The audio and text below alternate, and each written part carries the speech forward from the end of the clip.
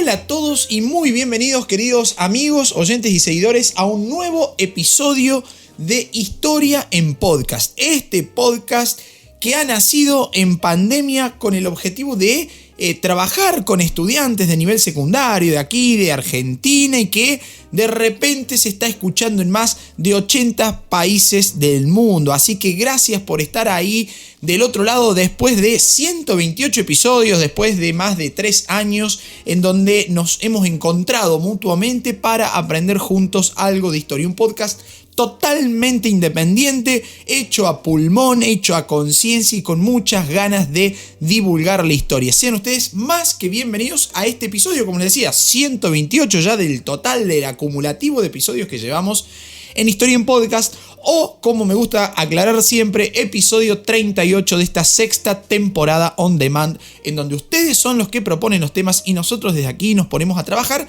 para llevarle, como siempre digo, un panorama así como muy general, abuelo de pájaro, de esos temas que tanta intriga causan y que tantas ganas de conocer hay. Así que gracias por pedir temas a través de nuestra página de historiaenpodcast.com.ar, a través de nuestro Instagram, Historia en Podcast, en donde la verdad nos llegan miles y miles y miles de pedidos. Y bueno, los vamos tabulando, los vamos contabilizando y van saliendo los más pedidos. Y en esta oportunidad, vaya tema que tenemos por delante, ¿no? Las cruzadas. Hay muchísimas ganas de escuchar, se ve información sobre las cruzadas, este proceso, en realidad, este proceso histórico que llevó varios siglos y que atrapa todavía, que genera, que tiene ese halo de misterio muy especial que tienen estos sucesos históricos así, que han marcado una época. Así que gracias por pedirlo y gracias por estar ahí del otro lado escuchando y aprendiendo juntos un poquito de historia. Así que vamos a arrancar nomás desde el comienzo, como me gusta aclarar siempre, desde el comienzo. Si vamos a hablar de las cruzadas,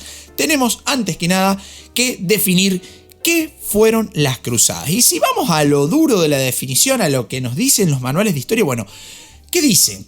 ¿Cómo las definen a las cruzadas? Bueno, las cruzadas fueron, en realidad, campañas militares. Fueron una serie de campañas militares llevadas a cabo por los cristianos de Europa Occidental, sobre todo los provenientes de Francia, del Sacro Imperio Romano Germánico, de Inglaterra.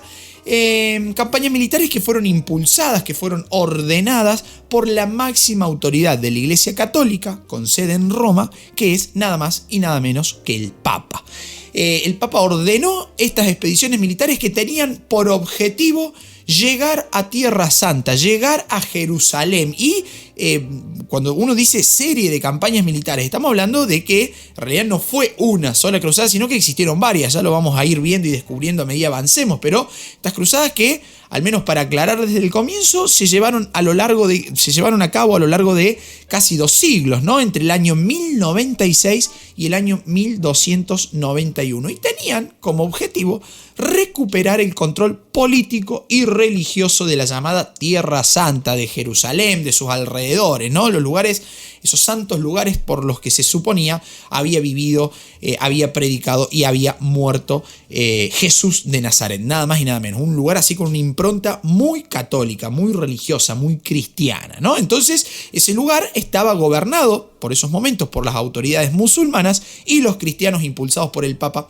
querían recuperarlo, ¿no? Se reconocen en total 8 cruzadas oficiales dirigidas a Medio Oriente, ¿no? Pero bueno, hay 8 oficiales, se van a definir también de esta manera. Si ustedes googlean puede ser medio confuso lo que encuentren, porque también se conocen con este nombre a otras guerras, a otras iniciativas político-religiosas, como por ejemplo la Reconquista Española, la persecución de los albigenses en el sur de Francia, los enfrentamientos con los paganos, con los musulmanes en las áreas del Báltico, en Europa del Este, etcétera, etcétera. Pero nosotros vamos a estar acá refiriéndonos a estas expediciones militares, a estas 8 expediciones militares ordenadas por la Iglesia Católica desde Europa Occidental hacia Tierra Santa. Ahora, ¿cuál es el contexto en el cual se desarrollaron estas cruzadas? ¿Por qué?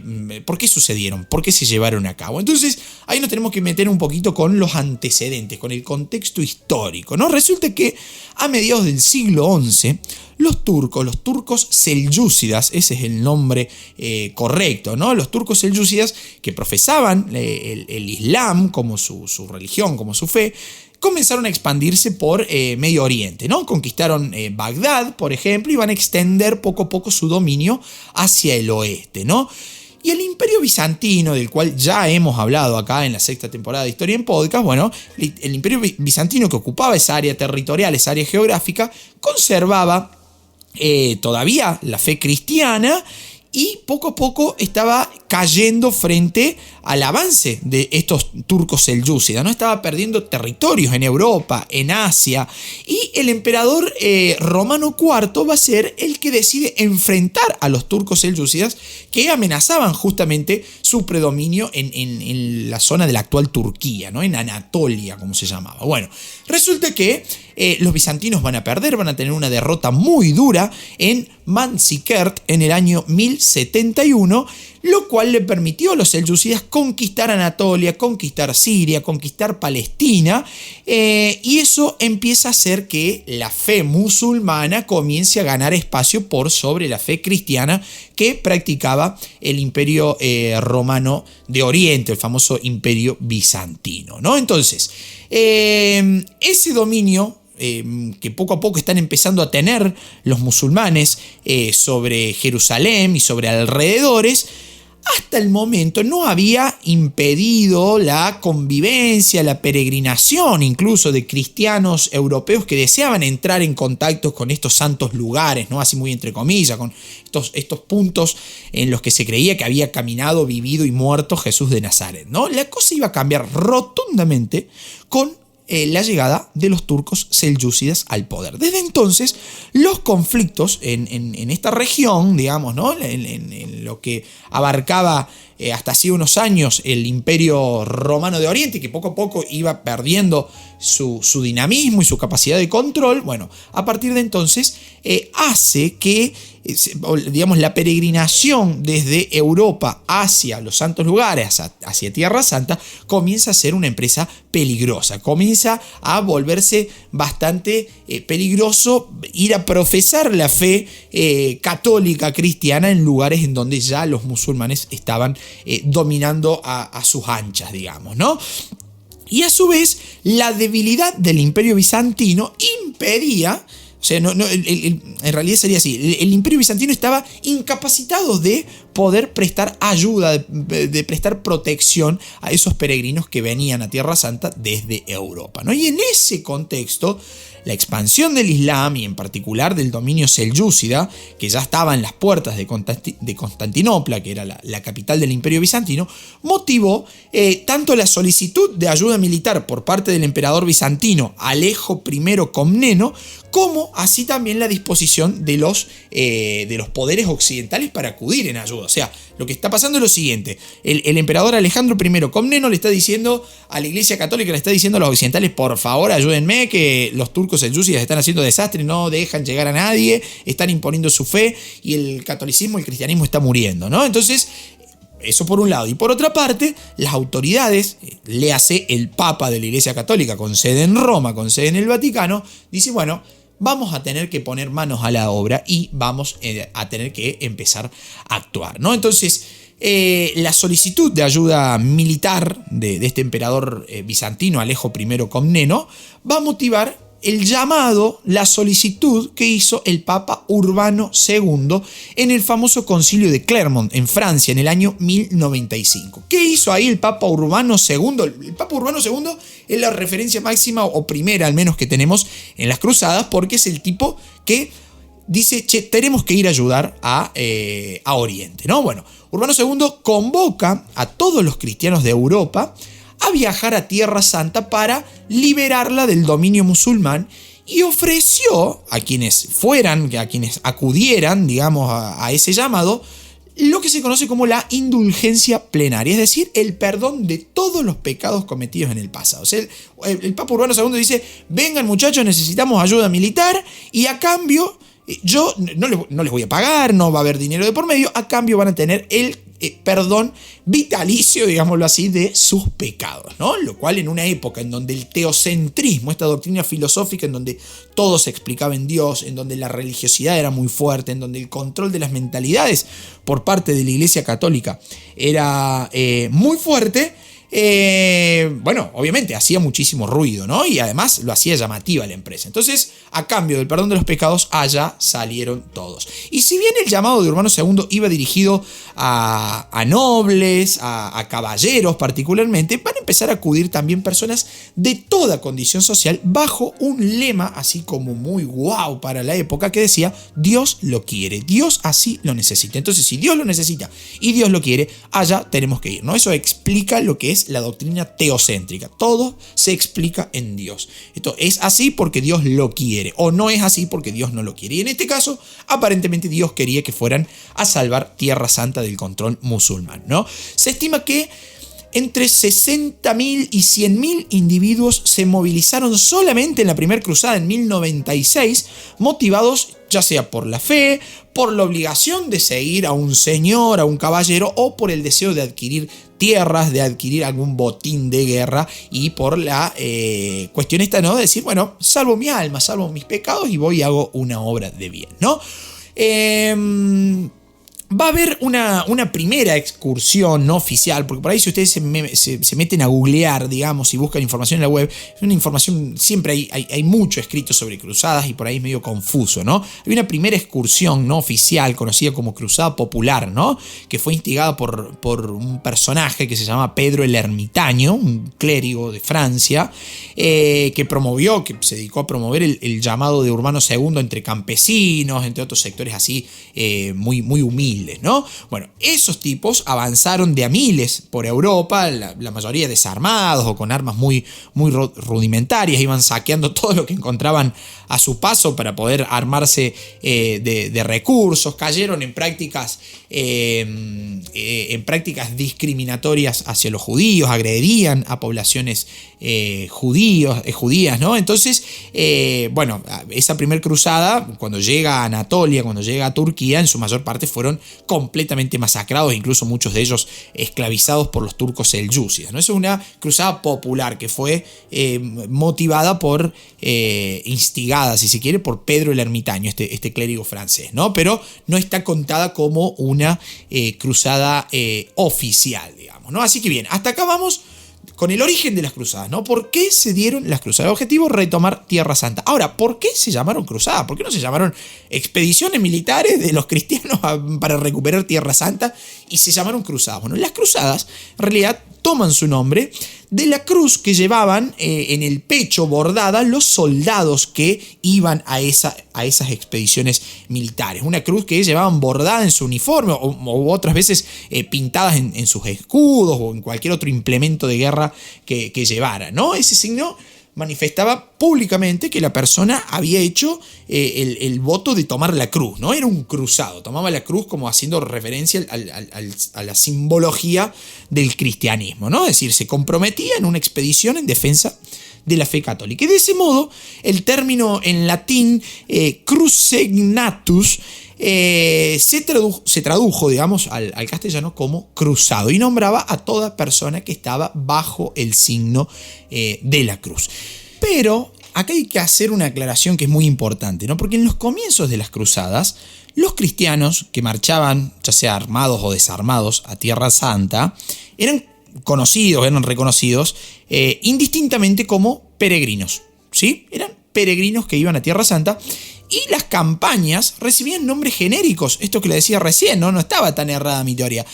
Recibían nombres genéricos como viaje a Jerusalén, peregrinación, expedición, etcétera, etcétera. Pero a lo largo del siglo XII, la diferencia entre guerreros y peregrinos desarmados se hizo mucho más pronunciada. Y tanto el término cruzados como cruzada se comenzaron a generalizar a fines de ese siglo, a fines del siglo XII, ¿no? Cruzada se convirtió en sinónimo de peregrinación armada y de guerra santa, ¿no? Y los cruzados, obviamente, eran los que estaban bajo el signo de la cruz haciendo esa cruzada, ¿no? Así que ahí hay una definición. Así, si el que llegó a este podcast buscando una definición de cruzada, acá la tiene, digamos, ¿no? Acá está. Si estás haciendo la tarea para el cole, acá está. Y si no, si sos cualquier otra persona que no necesita hacer una tarea para el cole y estás acá escuchando, también has llegado a lo que es la definición de cruzada. Ahora, ¿quiénes eran los cruzados? ¿Quiénes formaban parte de ese ejército, de esas huestes que marchaban a Tierra Santa a cumplir el objetivo de expulsar a los musulmanes de Tierra Santa, de los lugares sagrados, ¿no? Bueno, las primeras cruzadas convocaron a personas de toda condición social y también de distintos puntos de Europa, ¿no? Algunos, como les decía recién, algunos sectores humildes, marginales, participaron en esta llamada Cruzada Popular que no contó con la aprobación oficial del Papa, pero otros sectores se van a ir integrando en los que fueron las cruzadas oficiales, junto a los nobles, junto a los caballeros, que eran los que iban mejor entrenados, mejor preparados, mejor equipados, ¿no? Y a partir de la segunda cruzada comenzaron a adquirir un protagonismo así como muy especial algunos reyes en la conducción de esas expediciones militares, porque las razones que existían para participar de esas cruzadas eran diversas, ¿no? Y tentaban a todos estos grupos sociales, ¿no? Particularmente a los más adinerados, acomodados, preparados, digamos, ¿no? Pero ya hemos visto y les he dicho que también existieron estas cruzadas populares, digamos, ¿no? Bueno, la razón más visible, la más directa por la cual la gente se anotaba para participar en las cruzadas era el fervor religioso, ¿no? El fervor religioso que podían experimentar todos los estratos sociales de la cristiandad europea occidental, ¿no? Motivados ya sea por la defensa de Tierra Santa o por esta famosa indulgencia plenaria que les comentaba anteriormente, ¿no? Pero también fue importante la ambición política de algunos nobles que deseaban conquistar territorios, que tenían particulares intereses económicos, digamos, ¿no? Sobre todo acá van a entrar en la discusión los sectores de la baja nobleza o aquellos de condición social menos privilegiadas que se van a beneficiar del botín de guerra, de la rapiña, de la obtención de tierras para usufructuar, etcétera, etcétera, etcétera, ¿no? Algunos simplemente seguían a sus señores, a quienes debían fidelidad, ¿no? Recordemos esas relaciones feudo-vasalláticas que existían durante el feudalismo. Pueden repasar allá el primer episodio de Historia en Podcast, el episodio número 1 es el feudalismo. Bueno, pueden repasar ahí un poquito cómo eran esas relaciones feudo-vasalláticas. Entonces, ahí algunos vasallos seguían a sus señores feudales, digamos, ¿no?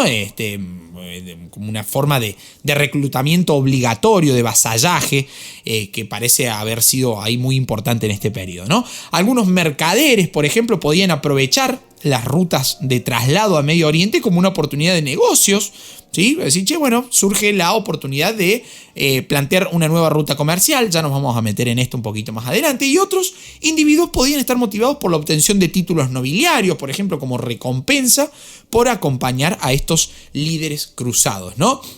Y el éxito sobre todo de la primera cruzada y el asentamiento de los cruzados en Siria, en Palestina, va a fomentar también la creación de órdenes monásticas, de órdenes militares que tenían la misión de proteger a los peregrinos que iban a Tierra Santa y también de defender las nuevas posesiones cristianas. Así nacieron, por ejemplo, los caballeros templarios, a los cuales le dedicamos un episodio que rompió absolutamente todas las estadísticas de Historia en Podcast, porque me lo pedían una banda, ¿sí? Me lo pedían un montón. Hice un episodio realmente muy lindo, quedó bien armado, así que lo pueden repasar. Está aquí también en la 6ª temporada de Historia en Podcast.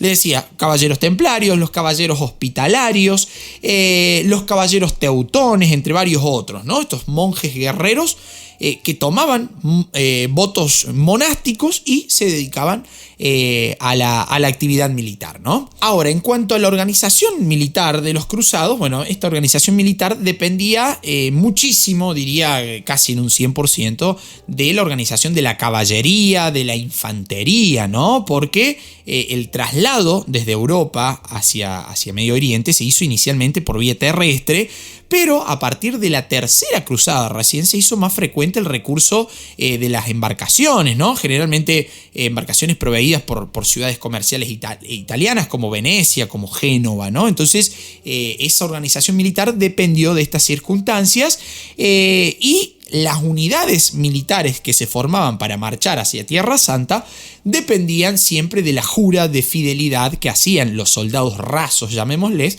a un líder cruzado, ¿no? Estos señores feudales, estos reyes que van a comenzar a tomar protagonismo recién desde la tercera, cuarta cruzada en adelante. Porque recuerden que las cruzadas oficiales fueron 8, cruzadas que tuvieron como destino Tierra Santa, ¿no? Hubo otras que no contaron con el aval oficial del Papa, como la famosa Cruzada Popular, que ya les nombré, y otras cruzadas que se realizaron en otros territorios y con otras finalidades, ¿no? Estamos hablando acá de las cruzadas hacia Tierra Santa. Ahora, ¿cuáles fueron las verdaderas causas, las verdaderas motivaciones de las cruzadas? Y usted va a decir, che, me estás engañando. Hace un ratito dijiste que la verdadera causa, que la motivación, que el objetivo era recuperar los santos lugares, era recuperar esos sitios que estaban desde el siglo VII aproximadamente bajo el dominio político de regímenes islámicos, que eran el destino de peregrinos cristianos provenientes de Europa y que poco a poco iban quedando desprotegidos. Bueno, sí, ese es el objetivo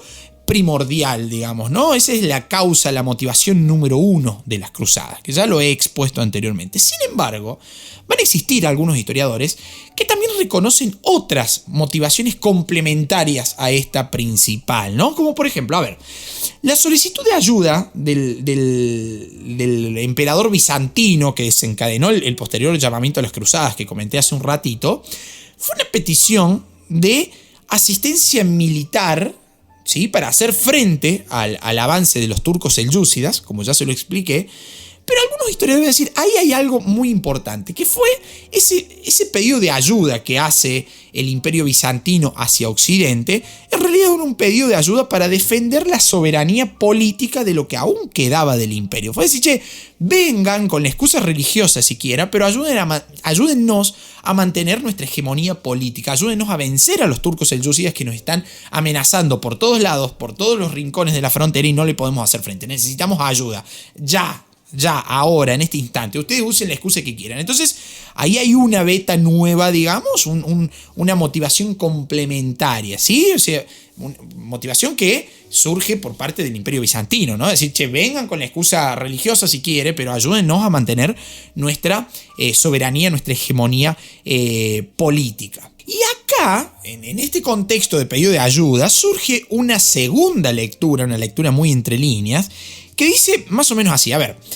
la predicación del Papa Urbano II que llamaba a viajar a Jerusalén para recuperar, para defender Tierra Santa, los santos lugares, etcétera, etcétera, también fue tomada por la Iglesia Católica no solo como la ayuda militar o política, si se quiere, en base a lo que analizamos recién, hacia el Imperio Bizantino, sino también al interés propio interno dentro de la Iglesia Católica de Occidente, digamos, por devolver la primacía, el lugar de primacía que ocupaba el papado sobre toda la cristiandad, ¿no? Cristiandad que en ese entonces, además, estaba dividida en la Iglesia Católica de Occidente y la Iglesia Ortodoxa de Oriente. Entonces el Papa dice, sí, mira vos, el Imperio Bizantino me está pidiendo ayuda. Bueno, esta va a ser la oportunidad para demostrar que la cristiandad existe y va a existir y va a ser defendida únicamente por la Iglesia Católica de Occidente. Fíjense cómo los orientales nos están pidiendo ayuda, dirá el Papa Urbano II, ¿no? Entonces ahí en una interna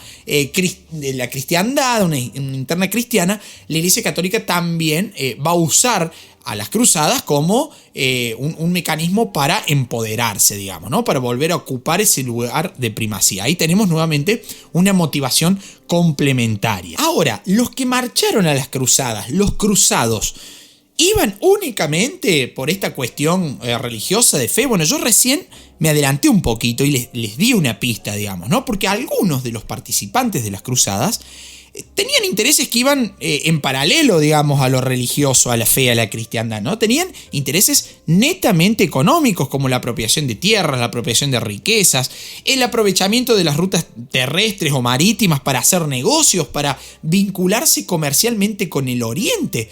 Porque recordemos que Europa estaba en una época en donde la economía estaba asignada por el feudalismo, por el uso cerrado del feudo como espacio de producción. Los burgos, las ciudades no existían o eran bastante débiles. El comercio no se utilizaba, no se usaba en Europa, ¿no?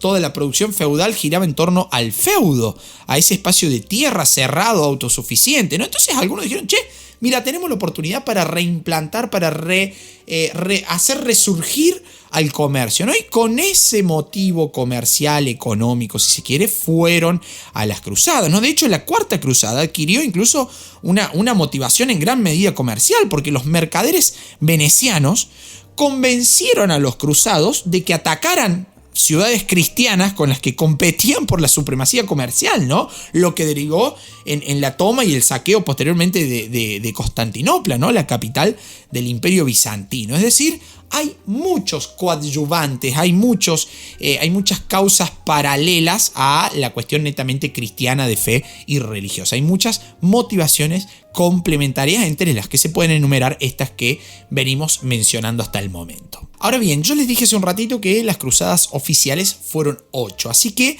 he decidido, cuando guionaba este episodio, digo, bueno, tenemos que mencionar al menos qué pasó en cada una de esas 8 cruzadas oficiales que existieron. Así que me voy a meter brevemente, una por una, a hacer un análisis así, como siempre digo, muy a vuelo de pájaro, digamos, no muy por arriba.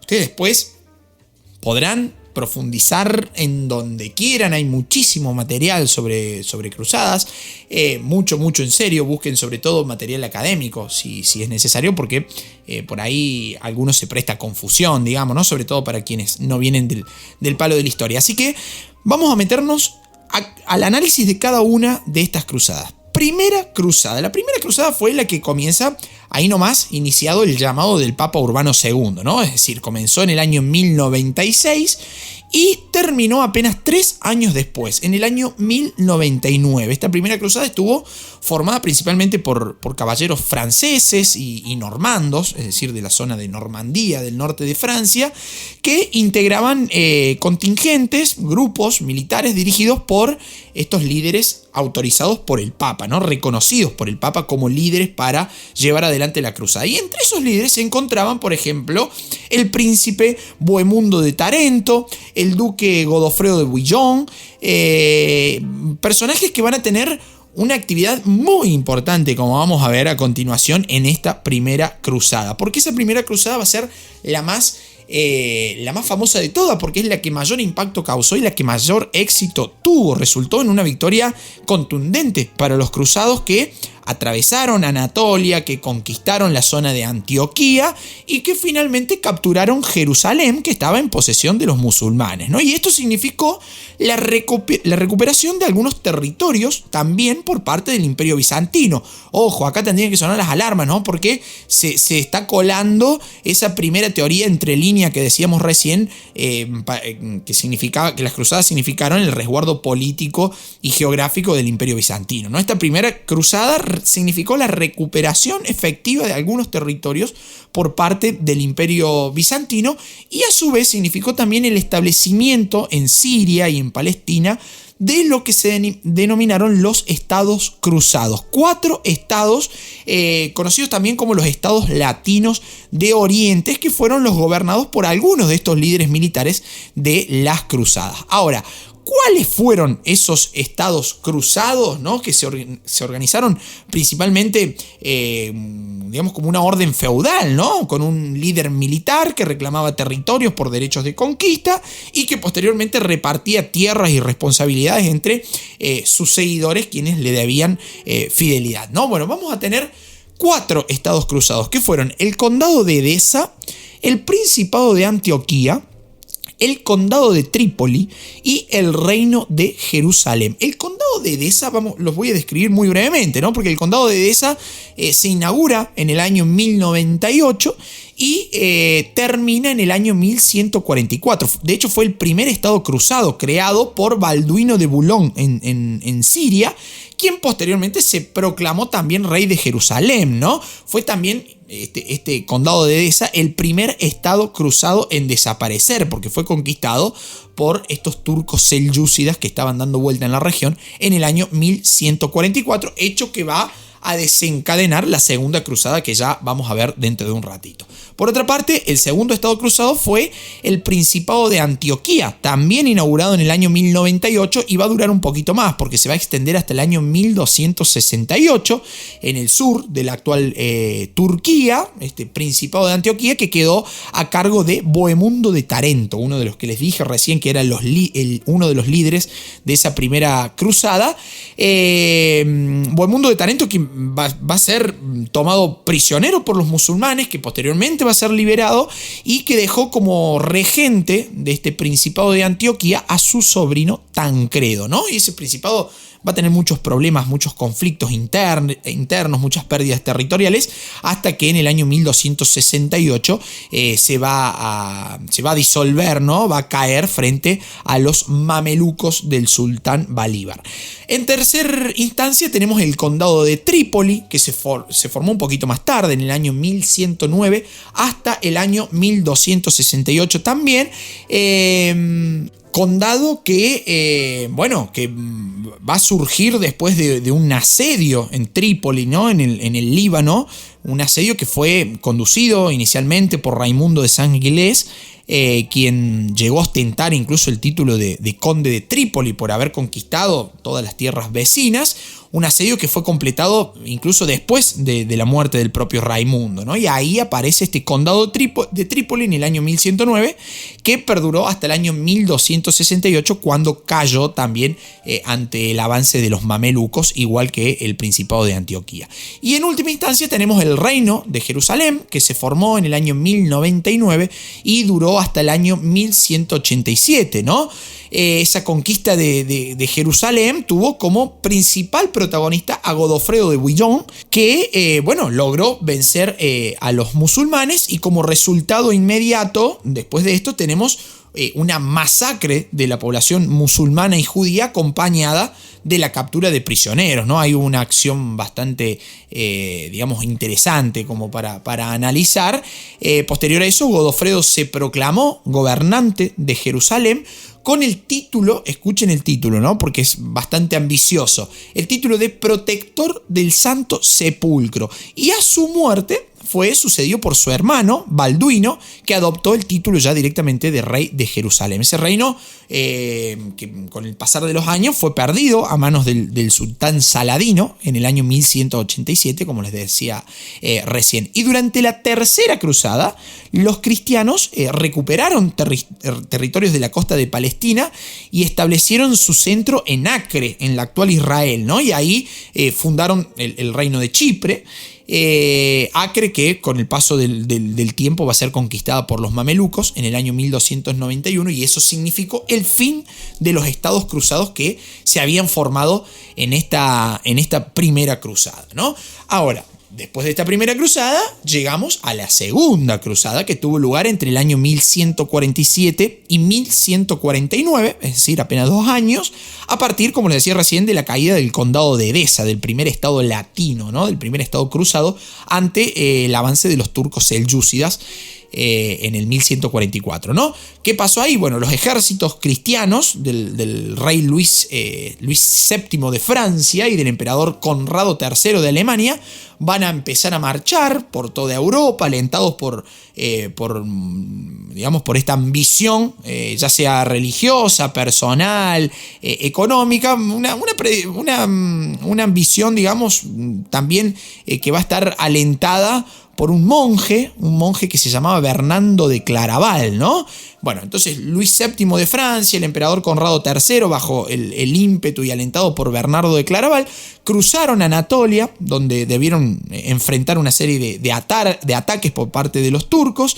Intentaron tomar Damasco en Siria, pero van a fracasar y se van a retirar con grandes pérdidas humanas. Y al comienzo de esta cruzada, en el año 1147, los cruzados que marchaban hacia Oriente habían pasado por la península ibérica y habían recuperado Lisboa Almería y Tarragona, que estaban en manos de los musulmanes, ¿no? La cuestión es que esta segunda cruzada termina en un fracaso y en una victoria de los musulmanes. Así vamos a llegar a la tercera cruzada, que va a ocurrir entre los años 1189 y 1192, nuevamente un periodo muy breve de tiempo, y fue conocida como la Cruzada de los Reyes, porque van a participar ahí el rey de Inglaterra, Ricardo I Corazón de León, el rey de Francia, Felipe II, y también el emperador del Sacro Imperio Romano Germánico, Federico I Barbarroja. Acá voy a hacer un pequeño paréntesis, ¿no? De paso también una invitación.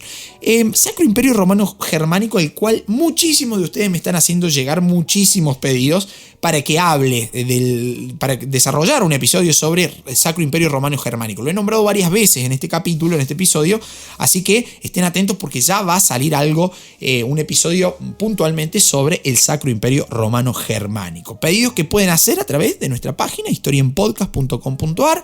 Bajan, scrollean hasta el fin de la página y ahí van a encontrar un formulario, lo llenan y me hacen un pedido. De paso me pueden hacer llegar también un comentario sobre el podcast, qué le parece, cómo lo escuchan, mientras hacen qué actividades para estudiar, de gusto, de placer, por amor a la cultura, a la historia, etcétera, etcétera, ¿no? Y si no, también a través de Instagram, Historia en Podcast, así nos encuentran.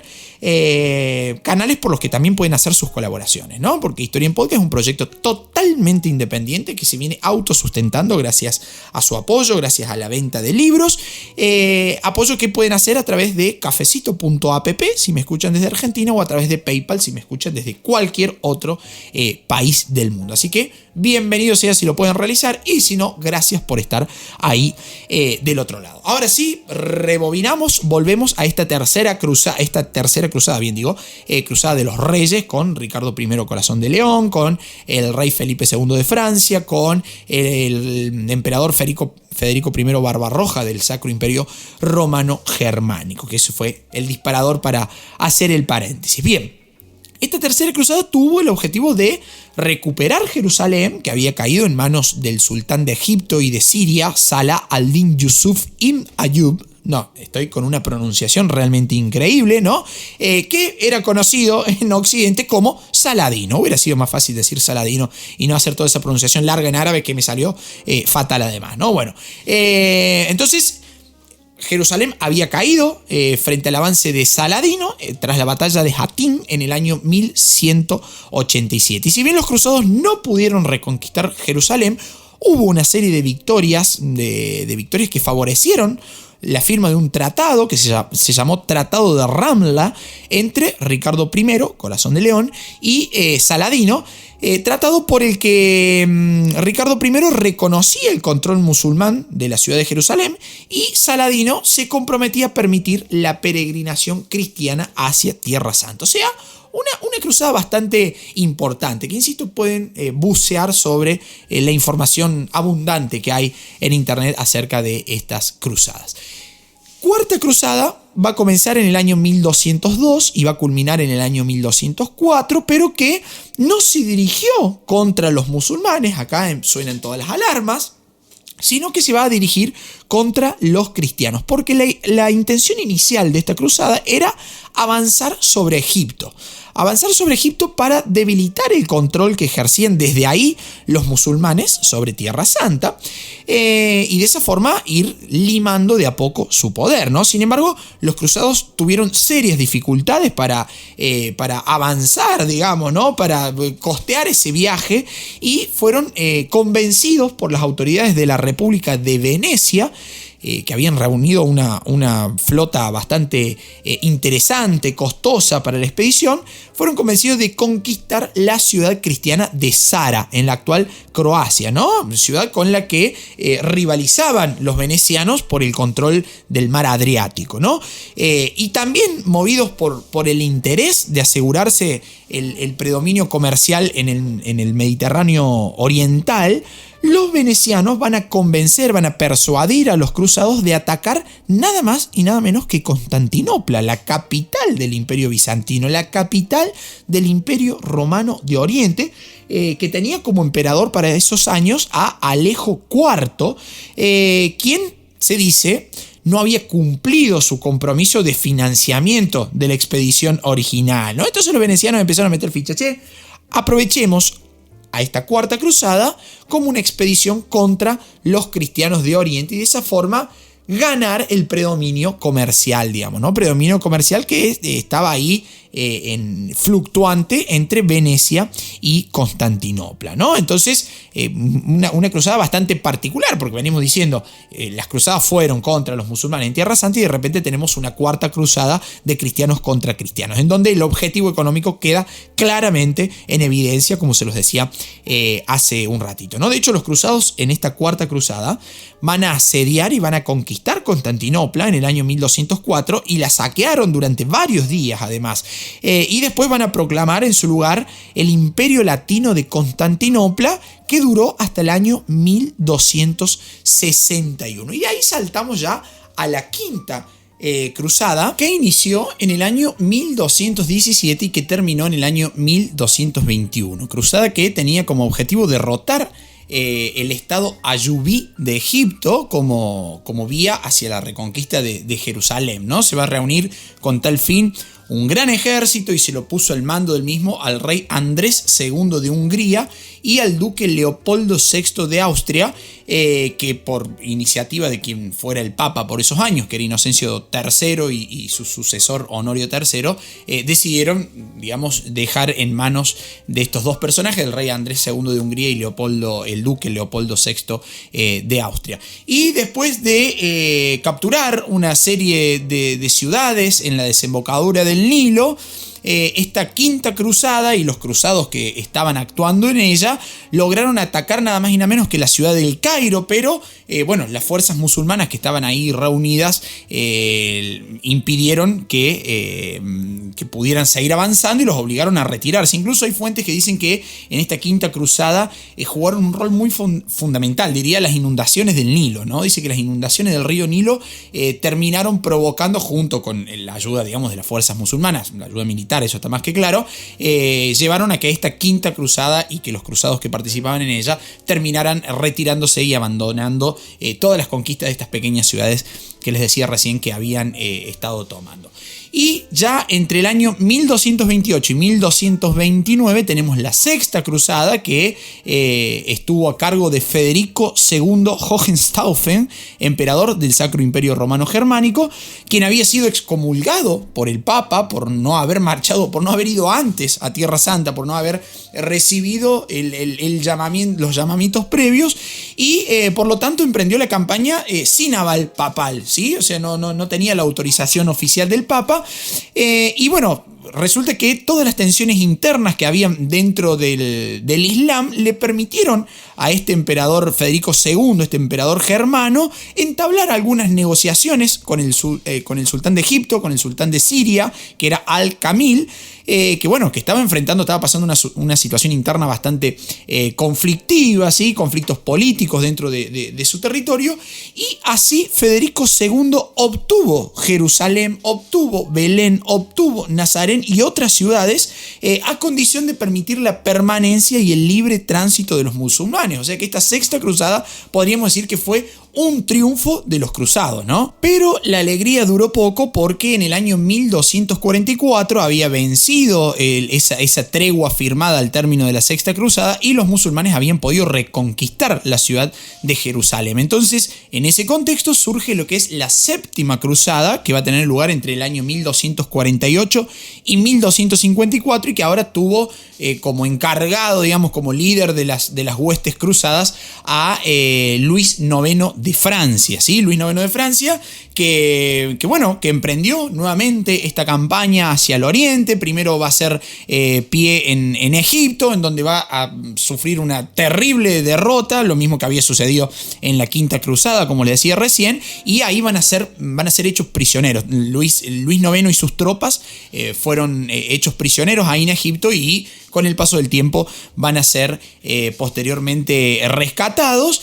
Y no se va a dar por vencido Luis IX de Francia, porque en el año 1270, es decir, casi 15, 16 años después de esa séptima cruzada en la que él mismo había fracasado, reintenta la conquista, el propio Luis IX de Francia, reintenta la conquista de tierras musulmanas, desembarcando esta vez en Túnez con la intención de avanzar posteriormente hacia Egipto, donde gobernaba ahora el sultán mameluco Baibars, ¿no? Pero bueno, las cosas de la vida y de la historia hace que Luis IX de Francia haya contraído, digamos, disentería y terminó falleciendo a los pocos días. Entonces, paso seguido, el príncipe Eduardo de Inglaterra se sumó a los esfuerzos del ya fallecido Luis IX y va a dirigir sus tropas hacia Palestina, en lo que algunos consideran que fue casi una novena cruzada, ¿no? Pero se entiende que se desprende de lo que fue la avanzada de Luis IX, que muere en su intento, ¿no? Pero este intento, esta propuesta llevada a cabo por Eduardo de Inglaterra, también fracasa en el año 1272. Y en adelante, ¿sí?, ya los estados cruzados fueron perdiendo poco a poco territorios frente al avance de los mamelucos y dejaron de existir directamente en el año 1291. Y por esa razón, algunos historiadores, de hecho si ustedes buscan en algún manual de historia, el año 1291 es el año en el que finalizan las cruzadas, ¿sí? Es el año del fin de las cruzadas. El último reducto cruzado en la región fue la isla de Arwad, que fue conquistada por los mamelucos ya en el año 1302. Ahora, llegado a este punto en donde hemos analizado así muy a vuelo de pájaro, como siempre digo, las 8 cruzadas, bueno, cabe preguntarse, ¿no? ¿Qué éxito tuvieron? ¿Cuáles fueron las consecuencias de las cruzadas? Bueno, si bien fracasaron en su objetivo específico de reconquistar Jerusalén y hacerlo posesión cristiana, digamos, ¿no? Si bien ha habido algunos intentos que lo lograron, pero con el paso de los años terminaron fracasando, las cruzadas tuvieron diversas consecuencias, no solo en Oriente Medio, sino también en Europa, ¿no? Porque si uno lo mira así a nivel macro, se puede decir que las cruzadas van a detener el avance del Islam hacia Occidente, ¿no? Al menos fueron un tapón bastante interesante como para frenar ese avance musulmán del Islam hacia Europa occidental, ¿no? Y de hecho van a preservar la hegemonía cristiana en Europa. Va a haber ahí un fuerte refuerzo de la idea de unidad religiosa y cultural de la Europa occidental cristiana, digamos, en oposición a ese oriente musulmán, digamos, ¿no? O sea que ahí tenemos una primera buena consecuencia. Después podemos decir también que las cruzadas van a ampliar la influencia del papado en el mundo occidental, ¿sí? Y también durante un tiempo esa posición del papado, que estaba en contraposición, como los dije hace un ratito, con la iglesia ortodoxa del Imperio Bizantino, digámoslo, la iglesia ortodoxa oriental, bueno, el papado gana también ahí un fuerte respaldo, como una bocanada de aire para decir, che, seguimos siendo los que manejamos los hilos de la política religiosa, ¿no? También van a ayudar, le van a dar una manito al Imperio Bizantino, como para poder postergarse un poquito más en el tiempo, aunque el Imperio Bizantino, ya lo hemos analizado nosotros aquí en Historia en Podcast, termina cayendo finalmente en 1453 tras la toma de Constantinopla por los turcos otomanos, ¿no? Estas cruzadas también van a permitir el aumento de la presencia cristiana en regiones de Medio Oriente y en otros lugares de Asia, del norte de África, ¿sí? Va a permitir también la aparición de órdenes religiosas, como los dije hace un ratito también, los caballeros templarios, hospitalarios, teutones, ¿no? O sea, va haciéndose un abanico cada vez más amplio y también más complejo. Pero principalmente, y esto muy a mi criterio, las cruzadas van a ser las encargadas de darle un nuevo impulso a la actividad comercial entre Oriente y Occidente, ¿no? Esto va a permitir conocer dos culturas sumamente disímiles, diferentes, una Europa que venía del feudalismo sumamente ruralizado a un mundo oriental bastante mercantilizado. Eso va a permitir introducir nuevos cultivos, productos exóticos en los mercados europeos. Se van a difundir la ciencia, las artes, la filosofía, filosofía del Islam también, ¿no? Que tenía varios puntos en común con el cristianismo, partiendo de la base de que son religiones abrámicas, ¿no? También nosotros nos hemos detenido en esta sexta temporada en analizar el Islam, pueden buscar ese episodio, ¿no? Entonces se va a terminar el predominio de los señores feudales, que muchos de ellos tuvieron que ir abandonando, vendiendo, hipotecando sus tierras para dirigirse a Tierra Santa, y le van a dar un impulso bastante importante a los comerciantes de las ciudades, a grandes ciudades comerciales como Venecia, como Génova, como Pisa, ¿no? Que controlaban esas rutas de intercambio con Medio Oriente. Y a partir de ahí el mundo, la apertura comercial europea va a marcar sin dudas un antes y un después en la historia de Occidente, ¿no? Porque comienza a restablecerse el comercio, comienzan a resurgir las ciudades. ¿Por qué digo restablecerse y resurgir? Porque eran elementos que ya habían existido durante el Imperio Romano de Occidente, ¿no? En la antigüedad clásica el Imperio Romano era un imperio sumamente urbano y comercial, ¿no? Recuerden aquella frase de todas las rutas conducen a Roma, el gran desarrollo comercial en toda la geografía que abarcaba el imperio, y que con el feudalismo se fue trasladando a una vida ruralizada, cerrada, ¿no? Sumamente agropecuaria, ganadera, y de comercio y de ciudades poco o nada, digamos, ¿no? Entonces ahí va a resurgir, va a tener un nuevo ímpetu gracias a las cruzadas y a este intercambio entre Oriente y Occidente, que el comercio y las ciudades van a tener, ¿no? Y ya para terminar, una notita de color, simplemente, que fue una notita de color que es bastante actual, digamos, ¿no? Que fue en el año 2000, que por esos momentos el Papa de la Iglesia Católica era Juan Pablo II, y públicamente Juan Pablo II confesó las culpas del pasado, así muy entre comillas, y pidió perdón por los actos de intolerancia religiosa y de violencia cometidos en nombre de la fe católica a lo largo de la historia, ¿no? Y bueno, entre los hechos que motivaron esta manifestación de arrepentimiento y de penitencia, se contaban, aunque sin nombrarlos, ¿no? Una lectura muy entre líneas, los crímenes de la Inquisición y las masacres que fueron perpetradas durante las cruzadas. Así que fíjense cuánto de actual y cuánto del siglo XXI existe todavía en esto que parece que ha pasado hace montones de años y que sin embargo significó una bisagra en la historia mundial, ¿no? Sobre todo en la historia de Occidente, pero que abre puertas a relacionarse con Oriente. Y después, cuando los turcos otomanos toman Constantinopla, esas rutas comerciales que unían Europa con Oriente quedan cortadas.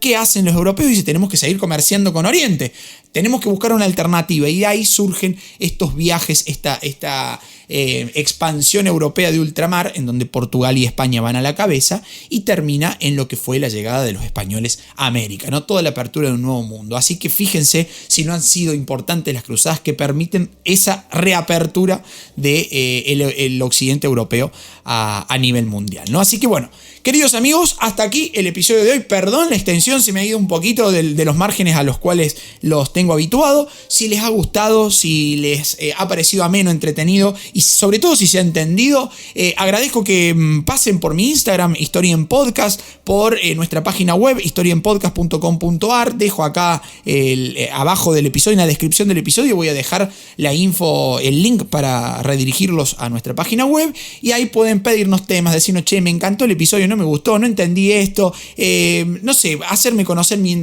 qué hacen mientras escuchan el podcast. Eso a mí me vuela la cabeza, porque yo estoy acá en mi estudio grabando y ustedes vayan a saber haciendo qué cosa del otro lado escuchándolo. Así que esa intriga hermosa que tiene el podcast. Y si quieren colaborar, si les ha gustado también el episodio y esta movida de divulgación histórica totalmente gratuita e independiente, pueden hacerlo económicamente, donando económicamente, digamos, aportando económicamente, a través de cafecito.app si me escuchan desde Argentina, o a través de PayPal si me escuchan desde el exterior. ¿En dónde encuentran los links?